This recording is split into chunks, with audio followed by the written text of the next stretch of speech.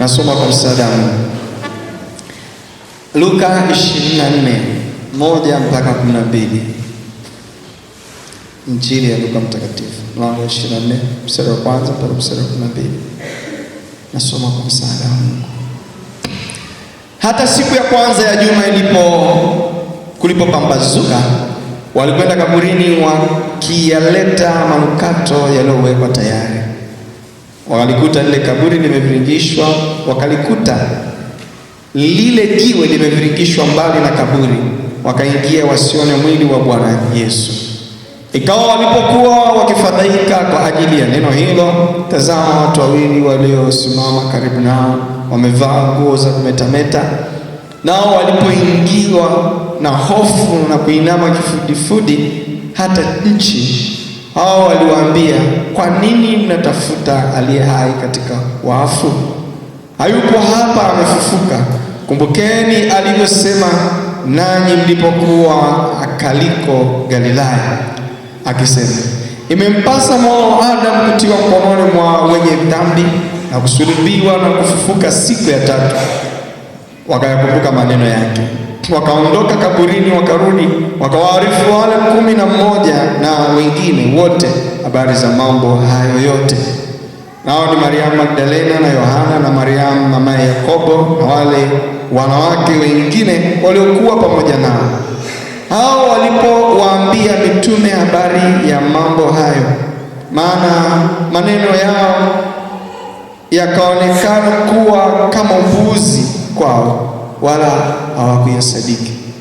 Lakini Petro alipoondoka, akaenda mbio hata kaburini, akainama, akachungulia ndani, akaviona vile vitambaa vya sanda tu, akaenda zake, akastaajabia yaliyotukia. Amen. Tukae. Haleluya. Kichwa cha somo cha siku ya leo ni ufufuo wa Yesu ni lumbuko la walio hai. Ufufuo wa Yesu ni lumbuko la walio hai. Maneno makuu matatu ya msingi ya kuzingatia ni ufufuo, ni lumbuko na walio hai. Tunapozungumzia kwa habari ya kufufuka, tunazungumzia kwa habari ya kitu ambacho kilikuwa kinaishi, bahati mbaya kikafa, alafu kikarudi tena kwenye uhai wake. Tunapozungumzia kwa habari ya mtu aliyefufuka, lazima kwanza awe na historia ya kuishi, alafu awe na taarifa za kufa, alafu awe sasa ameonekana tena akiishi, ameonekana tena akiwa hai. Kwa Wayahudi waliamini ya kwamba mtu anapokufa roho yake inakuwa haiko mbali naye mpaka siku 3 ziishe.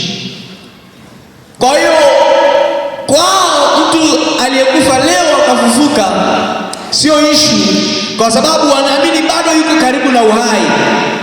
Kwa hiyo kwa Wayahudi mtu aliyekufa leo akakaa kesho kuta akafufuka kabla siku 3 hazijapita vizuri, sio ishu, kwa sababu wanaamini kwamba bado yuko karibu na uhai wake. Ndio maana Lazaro aliacha siku 4. Ina maana ndani ya siku 3 kabla hazijaisha hakuna imani ya mauti juu ya yule mtu. Kwa Wayahudi wanaamini baada ya siku 3 ndio unaweza kusema mtu amekufa. Biblia inasema wakati ambapo wanafunzi walimwambia, wakati ambapo Yesu alifuatwa, walimwambia, Bwana, uje, Lazaro yuko hoi. Yesu akasema, ugonjwa huu sio kwa ajili ya mauti, bali ni kwa ajili ya utukufu wa Bwana. Bwana atajitukuza kupitia ahadi aliyonayo Lazaro. Na Yesu alipoambiwa amekufa, Yesu alijua kwamba nitamfufua Lazaro, lakini alivuta kwanza mpaka siku 3 zikapita, ili iingie kwenye akili ya kila mtu ya kwamba huyu mtu ameshakufa. Kwa hiyo alipoenda siku ya 4, hawakuwa wanamwambia tena habari za kufa kwa Lazaro, walikuwa wanamwambia habari za kunuka kwa Lazaro.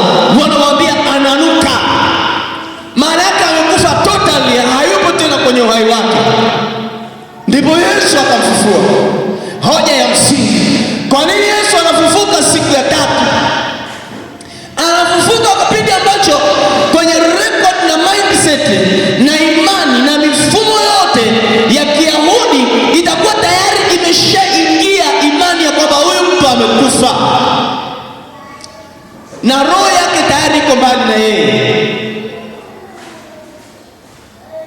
Haleluya! Na walihakikisha amekufa. Na nature ya mtu aliyefufuka bado watu wanaweza wasimwamini wakafikiri ni mzimu. Ndio maana walimjaribisha kwa chakula, ale chakula, mzimu hawezi kula chakula. Akala chakula, wakamshika, akashikika. Mzimu haushikiki. Huwezi kugongana na mzimu ama kushikana mkono na mzimu. Labda uingie rohoni, wewe uwe roho kama mzimu ambavyo ni roho, ama mzimu utoke rohoni uje mwilini. Sasa tutoke huko. Kwa kifupi, umeelewa habari ya kufufuka.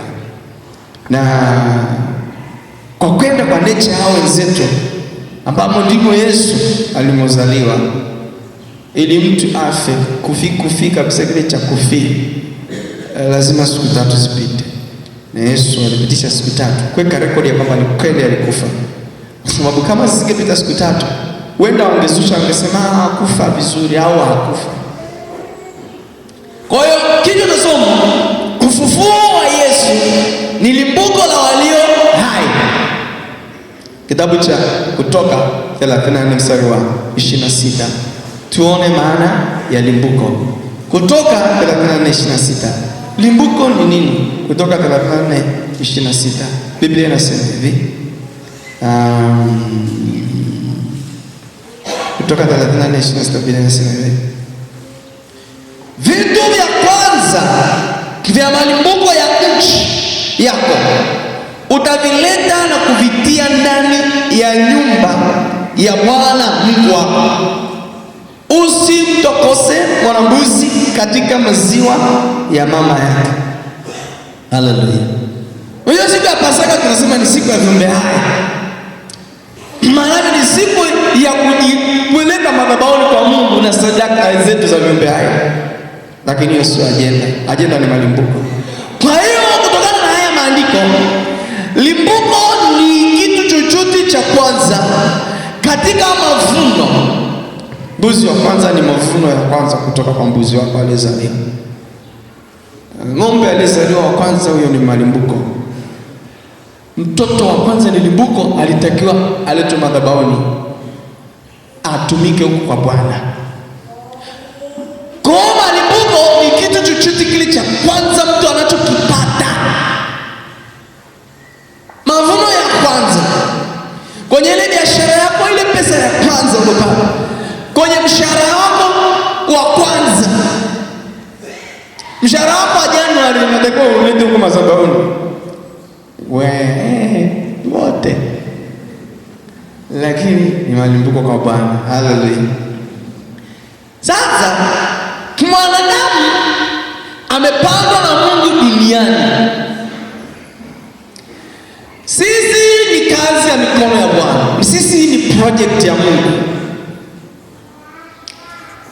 Na Biblia inasema Bwana wa mavuno, unasema Mungu atakuwa anavuna. Anavuna nini? Anavuna watu. Haleluya. Kuna wakati Mungu atakuwa anavuna watu. Na Mungu kujua kwamba 1-8. Mathayo 28:1-8. Biblia inasema hivi.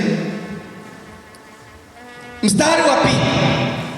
Na tazama, palikuwa na tetemeko kubwa la nchi, kwa sababu malaika wa Bwana alishuka kutoka mbinguni, akaja kulivirikisha lile jiwe.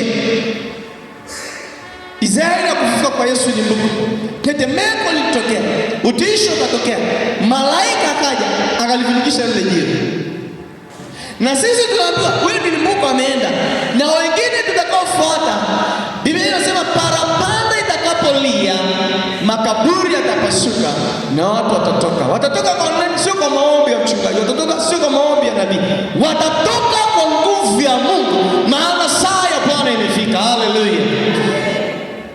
Kwa hiyo kwa kichwa cha somo kinachosema ufufuo wa Yesu Kristo ni limbuko la walio hai, maana yake tayari mavuno ya kwanza Bwana amevuna. Maana yake tayari mtangulizi tayari ameshatokea. Imebaki sasa sisi wengine tutakaofuata. Haleluya. Sasa tunajifunza nini kutoka kwenye somo hili na hichi kichwa cha somo? Mambo manne. Jambo la kwanza, muda wa Mungu na kusudi lake havizuiliwi na nguvu za mwanadamu. Bwana Yesu asifiwe. Muda wa Mungu, kusudi la Mungu halizuiliwi kwa nguvu za mwanadamu. Maana walimtesa Yesu, wakamsulubisha, wakamuua, bado wanadili hata na maiti yake.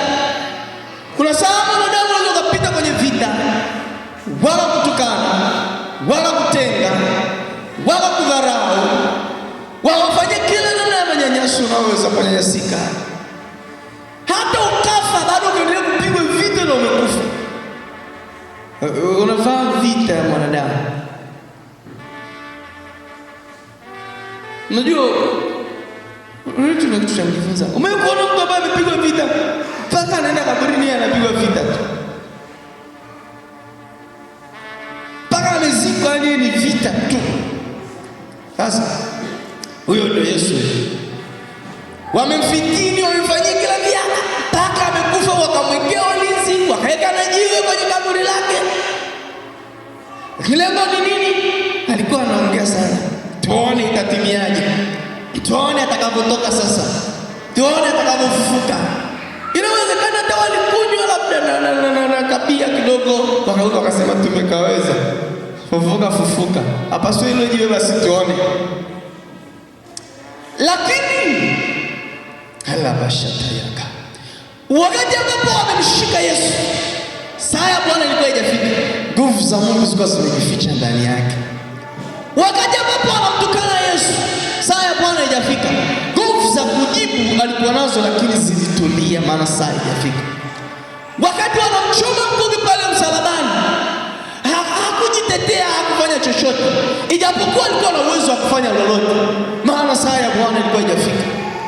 Mpaka wanamuingiza kaburini, ametulia, lakini iko nguvu inaweza kumtetea. Siku ya kwanza Yesu hajafufuka, lakini nguvu ya kufufuka ipo. Siku ya pili Yesu hajafufuka, watu wanashangilia, wanafurahia, wanasema tumemweza, na wakuhuzunika wanahuzunika, lakini ni saa bado haijafika. Lakini siku ya tatu ilipopita, kama ambavyo ilitabiriwa, maandiko yanasema ya kwamba radi zilipiga na tetemeko likatokea, makaburi yakaachia. Biblia inasema katika kitabu cha Luka ya kwamba wale walinzi waliokuwepo wanalinda kaburi la Yesu walitetemeka, wakao kama wafu. Kwa lugha nyingine walizimia, na Yesu akatoka kaburini. Haleluya! Kwa nini Yesu ametoka kaburini? Ni saa imefika. Sikiliza nikwambie kitu, wanakutema mate isikupe shida pale unapoona mambo yanazidi kuwa magumu. Wamekutenga isikupe shida pale unapoona hauna msaada wowote. Inawezekana ni majira tu hayajafika. Saa ya Bwana ikifika, atavunja ukimya na kila mtu atasema hakika huyu mtu anaye Mungu. Haleluya! Haleluya! Kila mtu ndani yake anaye nguvu za kumtetea. Kila mtu ndani yake kuna watu wameinuliwa kukusaidia. Kila mtu ndani yake ana njia ya kutokea. Lakini kama saa haijafika, unaweza ukahangaika sana mpaka ukakata tamaa. Kabla saa ya Bwana haijafika, unaweza ukaona kabisa kama mimi sifai, mimi sio mtu. Lakini saa ya Bwana ikifika, na wao washangaa, unasema kumbe Bwana nilikuwa ninaweza kufanya namna hii. Kumbe Bwana na mimi ni mtu katikati ya watu. Kwa hiyo isikupe shida, ngoja wakati wa Bwana, maana wakati wa Bwana umeambatana na nguvu za Mungu za kumpa mtu utajiri. Saa ya Bwana imeambatana na nguvu za Mungu za kumtetea mtu kesi yake ambaye hana mtetezi. Saa ya Bwana imeambatana na nguvu za Mungu za kumponya mtu ambaye hana ugonjwa na hana wa kumponya. Haleluya! Haleluya! Wewe Mungu amesema nini bila? Maana maandiko yanasema, neno la Bwana lilisema kwamba siku ya tatu atafufuka. Na usimcheke mtu, maana inawezekana siku yake ya tatu haijafika. Usijeke ukamcheka mtu anayeteseka. Usijeke ukamdharau mtu, maana saa ya mtu ikifika utashindwa kumsalimia. Haleluya! Kusudi la Bwana ni siku ya tatu.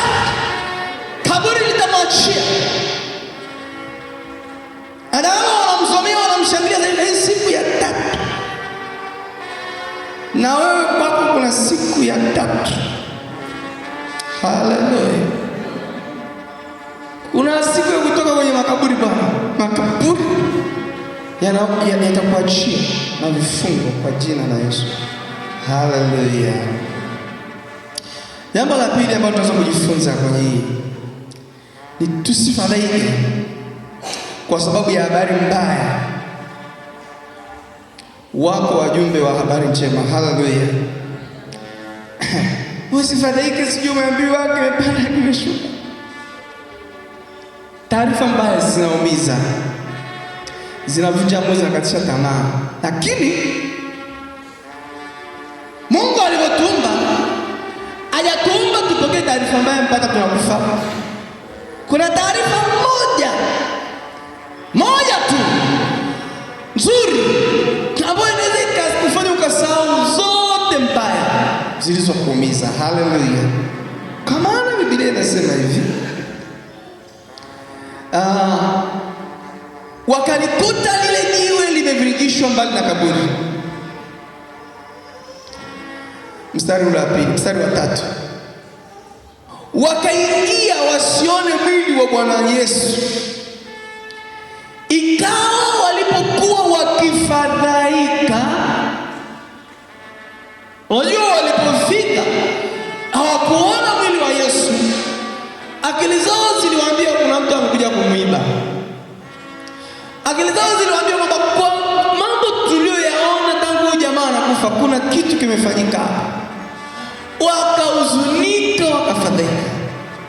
Walipokuwa katika hali ya kufadhaika, Biblia inasema walitokea watu wawili wakasimama karibu yao, wamevaa nguo za kumetameta.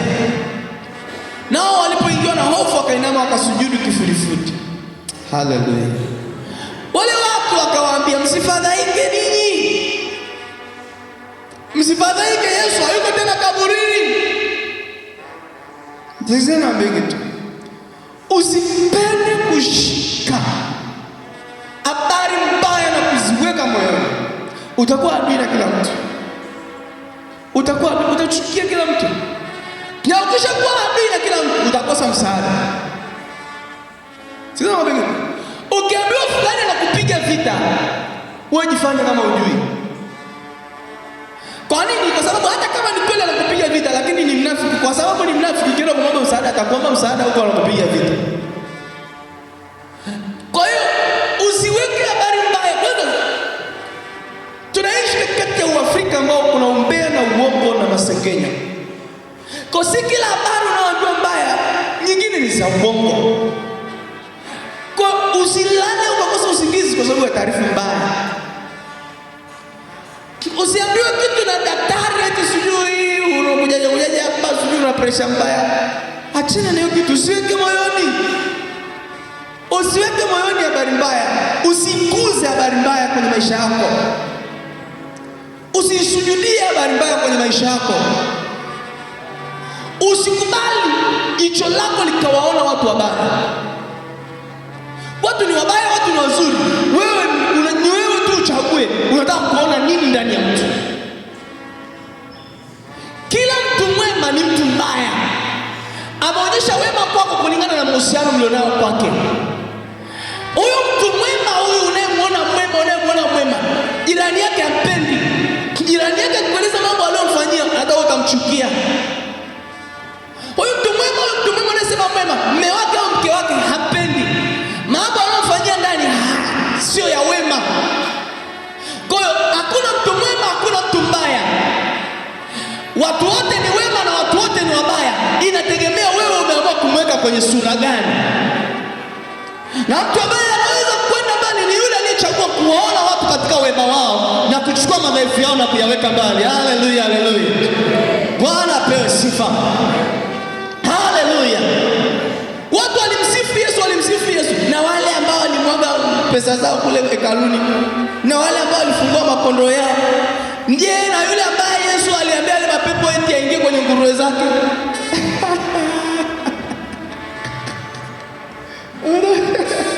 Nguruwe Nguruwe ndio mtaji wako. Alafu jamaa akasema eti pepo zingie kwenye nguruwe. Nguruwe zote zimezama kwenye bahari. Alafu useme Yesu amepenya mtoto wangu. Atakuelewa huyu mtu. Hawezi kukuelewa. Kwa hiyo kuna ubaya, kuna wema ndani ya mtu.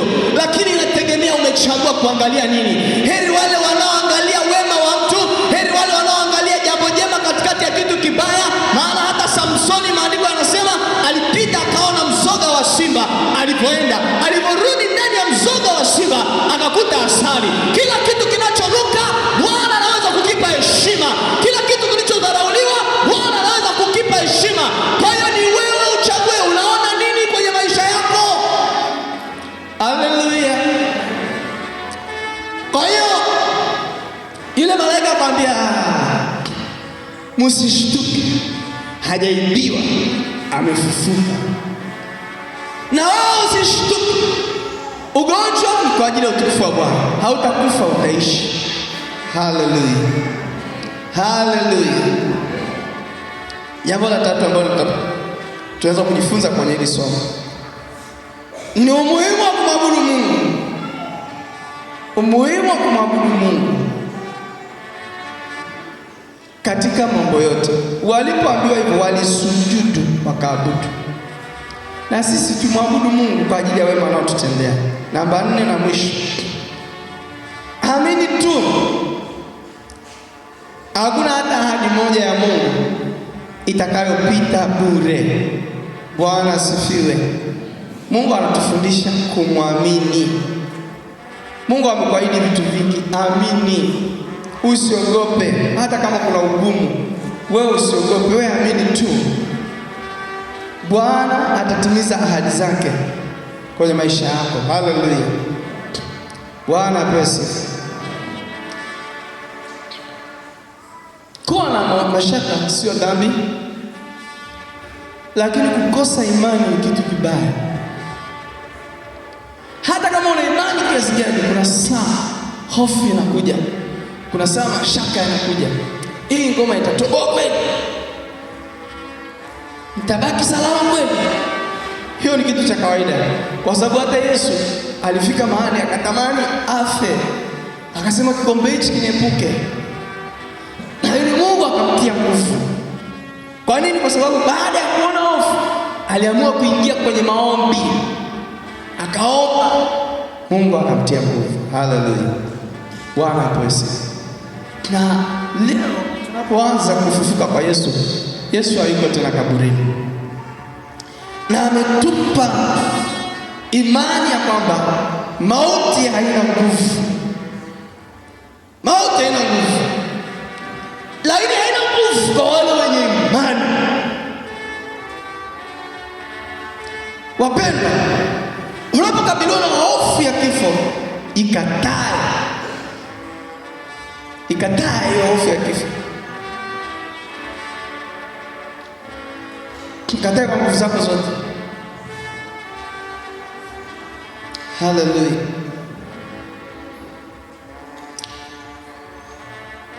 Unapoingia na hofu ya kifo, ikatae. Alafu mwambie Mungu nisaidie. Mungu ana watu na Mungu anasikia maombi. Haleluya. Jana nilikuwa mahali, nikaenda mahali kwenye kaduka hivi, sina hata selewi nafuata nini pale. Mimi hapo naangalia, nikaondoka. Kila nikikaa hivi najisikia kurudi pale. Niliporudi mara pili nikamkuta mtu pale, kaanza kumwongelesha, nanunua vitu ambavyo havikuwa kwenye ajenda yangu. Sasa maana ushajikuta kwenye duka la mtu, afu nangasha rubu staili ambayo yani hata mwenye duka hakuelewi. Nikanunua vitu. Sasa nilikuwa nanunua vitu rangu, akanisemesha yule mtu anauza dukani pale. Nikaongea naye, naye ananipoteza kiaina, na nikajua kabisa yeye ananipotezea, lakini ananielewa. Nikaongea naye, nikamweleza vile Mungu ananiambia juu yake kwa akili, lakini sio kama ile Bwana ameniambia. Kwa sababu mambo ya kiroho hayaeleweki, na ukimtabiria mtu kizevezeve anaona ndio anapiga. Kwa hiyo nikaongea naye kwa akili na uhakika ninachoongea naye, ninamwangalia machoni, naelewa ananielewa, lakini ananipotezea. Nilipomaliza ameweza kunihudumia, nikamwambia sasa Mungu ameniambia nikuombee. Kibishi kama kibishi. Nikamwambia mimi naomba mtu aniambie. Mama nikamaliza. Nikampigia baraka Yesu kwa kutaka nimwombee. Naondoka na sana namba zangu. Nikampa namba kwanza, akanipigia sana sipokee. Ukiona sijapokea niandikie tu message. Nikaondoka. Kama sana ulimi akaelezea kila kitu nilichomwambia ni kweli. Kana leo mchungaji sasa Samson mchungaji maana alikuwa ni kaza mstari. Hadi mimi mchungaji. Kisema mtumishi yake leo nimedia kuanzia asubuhi. Bwana mwenyewe kugomesha kilio changu. Hadi mimi niko naona ndani yangu. Roho ya mauti unanakata tamaa. Lakini anaelewa maana mtu mwenye imani yuko anaomba. Kanaomba pamoja na kama hakunifungulia moyo wake hivi. Na nilimwona mtu mwenye akili kwa sababu mimi sipendi kama Efraimu na ndio. Hiyo kila mtu atakufanya jalala. Pamoja na kukaza, lakini alikuwa kwenye wakati mgumu na alikuwa anaomba Mungu na Mungu kanituma kwake. Na tangu ile message ananiambia ana amani. Na ile moja ana amani na furaha. Mimi nataka kuambia Bwana, Yesu hayupo kaburini. Ametoka nguvu dhidi ya mauti. Na ibilisi kila wakati atakutisha kwa magonjwa, si vile, si kansa, si matatizo gani kwenye maisha yako. Kataa. Usikubali kirahisi unakuwa sijui una pressure, sijui una sukari gani. Kataa sana sina pressure kwa jina la Yesu. Na kama unakuwa imani yako ina nguvu ya kutosha, na hizo nawaweka pembeni usitumie. Mwambie sitaishi kwa imani, sitakufa nitaishi. Haleluya. Maana ina nguvu. Sisi ndio tunaipa nguvu kwa kuogopa. Kila Mungu ana watu kwa ajili yako. Hawataka kwenda kutafuta nabii. Mungu anawatafuta watu wake. Biblia inasema kama mtu mmoja, kondoo mmoja akipotea katika kondoo 100, Mungu anawaacha 99 anaenda kumwokoa yule mmoja aliyepotea. Na mimi nimetoka Ngara, nimesafiri nimeenda mbali, nimeenda nimeokoa mtu mmoja na kuna watu hapa na shida zao wanafanazo. Tafsiri yake ndio sema kwamba Mungu akupenda anamhudumia na kutafuta mwenyewe. Kama nitajihangaika, kama nitahangaika sana, angaika na Yesu hapo kwenye magoti. Tena sasa tunasema mpaka masababu ya ndani zikija fanje, njoo piga magoti hapa. Njoo piga magoti hapa. Njoo na lako chini hapa. Pana imani omba. Ukishaomba kule, Mungu anainua mtu yote akusaidia wewe. Haleluya. Kumbii hakujui. Na atakuja kwa msaada wako. Haleluya. Bwana asifiwe. Yesu atafuteni Bwana maadamu anapatikana. Kaburi na kitu cha mwisho wote sijakisema. Nguvu za Mungu zinaishinda nguvu ya asili. Asili nasema mtu akifa story yake imekufa. Lakini nguvu za Mungu nasema mtu akifa na uwezo wa kumtoa tena kwa hiyo mauti na akaishi. Kana kama kuna asili mbaya kwenye familia yenu, hata kama kuna asili mbaya kwenye ukoo, hata kama kuna asili mbaya hapa na mwai, hata kama kuna asili mbaya kwenye kabila lako, kwa kuwa tupo na tumechagua kusimama na Yesu, hakuna asili ya mwai itakayoweza kwenda kinyume na kusudi la Mungu alilotuitia kwa wakati wote tunamwabudu mahali hapa. Haleluya. Kwa kuwa unamwangalia Mungu, hakuna asili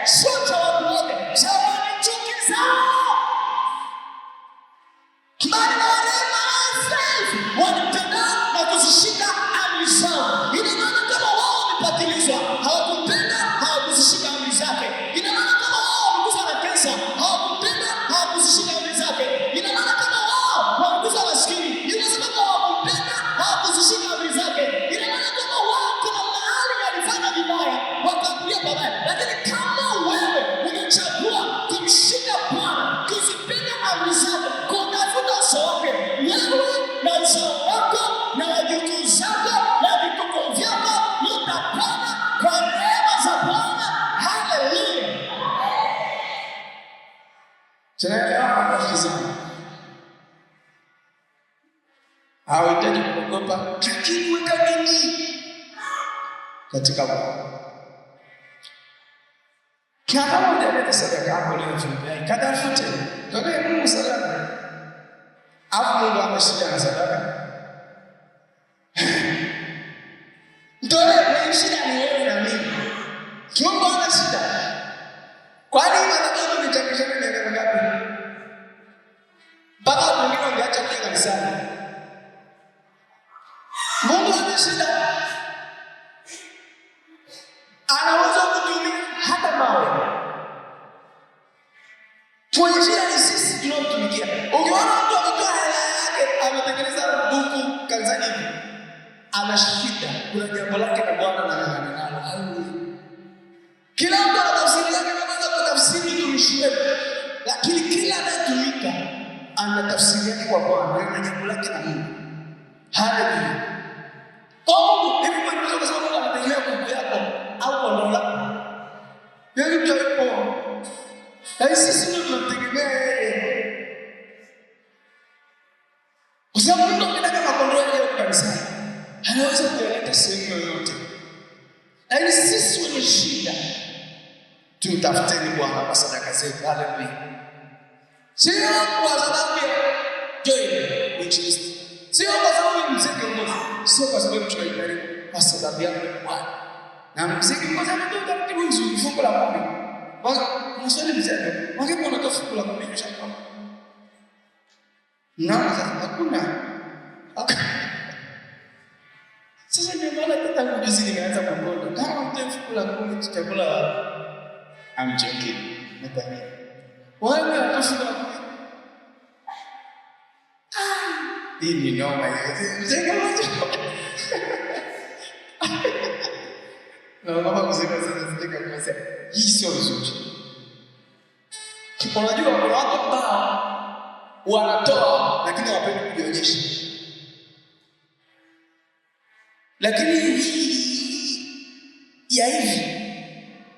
Na tukiangalia kwa taarifa jambo hili. Inaonekana kuna tatu. Watatu. Sasa nyinyi bwana mkiona mnapiga leo karianze na roskoko, shughuli mtakuwa mmehudumiwa tu. Lakini mkiona hamjafuna wala msishangae. Ukiona mmefuna mshangae. Wana pesa. Neteni madhabahu ni sadaka hiyo. Haifu la kumi sio ya mtumishi. Kumpelekea hivi mkononi.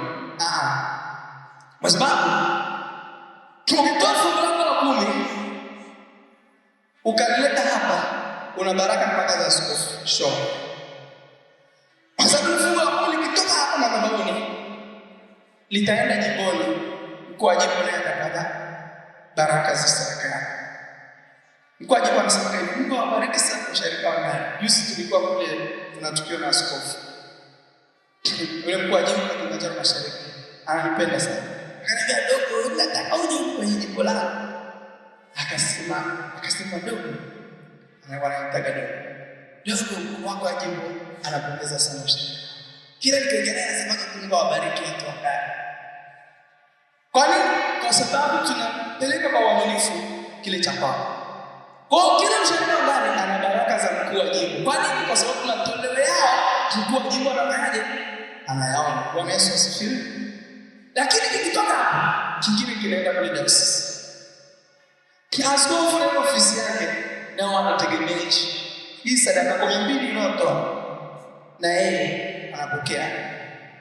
Kona yeye na kule pale dayosisi kama unabisha nenda tu pale ujitambulishe useme natoka ngani. Wanasema Mungu awabariki mashirika ngani. Askofu atasema Mungu awabariki sana wale washirika. Mchungaji wasalimie waambie Mungu awabariki sana. Tunaona kazi wanaoifanya. Wanaonaje wanaona kwenye taarifa.